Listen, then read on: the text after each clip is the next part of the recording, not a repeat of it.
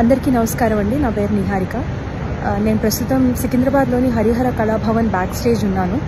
ఒక కళాకారినిగా, ఒక ఈవెంట్ ఆర్గనైజర్గా, ఒక ఎంసీగా, ఒక రెస్పాన్సిబుల్ హైదరాబాదీ సిటిజన్గా నేను ఈ వీడియో చేస్తున్నాను. మనందరికీ తెలుసు, హరిహర కళాభవన్ అనేది ఎంతో పాత ఆడిటోరియం హైదరాబాద్లో ఉంది. కానీ ఆడిటోరియం స్థితి చూస్తుంటే నాకు చాలా బాధ అనిపిస్తుందండి. విరిగిపోయిన కుర్చీలు, వాటర్ డ్యామేజ్, మోల్డ్, ఆ పాత వాసన ఉంటుంది కదా, దుమ్ము, ధూళి, మెయింటెనెన్స్ అస్సలు సరిగ్గా లేదు.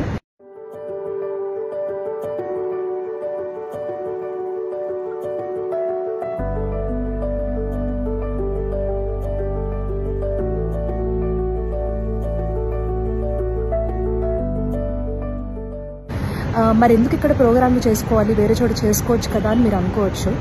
రవీంద్ర భారతి ఎప్పుడు ఆక్యుపైడ్ ఉంటుంది, ఎప్పుడు బ్లాక్డ్ ఉంటుంది, ఎందుకంటే అందరూ ప్రిఫర్ చేస్తారు. అలాగే శిల్పకళా వేదిక అనేది ఒక మిడ్ బడ్జెట్ ఈవెంట్స్కి అది అస్సలు అఫోర్డబుల్ కాదు. సత్యసాయి నిగమాగమం అటువైపు ఉంటుంది. సికింద్రాబాద్లో ఏదైనా ఈవెంట్ చేసుకోవాలంటే హరిహర కళాభవన్ జాగ్రఫిక్గా చాలా మంచి ప్లేస్ అండ్ ఆడిటోరియం. ఇది గవర్నమెంట్ అండర్టేకింగ్లో ఉంది. నా విజ్ఞప్తి ఏంటంటే, మన తెలంగాణ రాష్ట్ర ప్రభుత్వానికి కళలన్నా, కళాకారులన్నా చాలా ఇష్టం. కానీ కళని ప్రదర్శించే చోటు కూడా అంతే ముఖ్యం కదండి. ఇలా మనం వదిలేయకూడదు కదా. ఈ ఆడిటోరియంకి చాలా పొటెన్షియల్ ఉంది. ఇక్కడ ఎంతోమంది ప్రోగ్రాంలు చేసుకునే అవకాశం ఉంది. రేపొద్దున ఇది ఒక మంచి ఆడిటోరియంగా మారే అవకాశం ఉంది. ఇదివరకు అలాగే ఉండేది. నా చిన్నప్పటి నుంచి చూస్తున్నాను నేను ఈ ప్లేస్.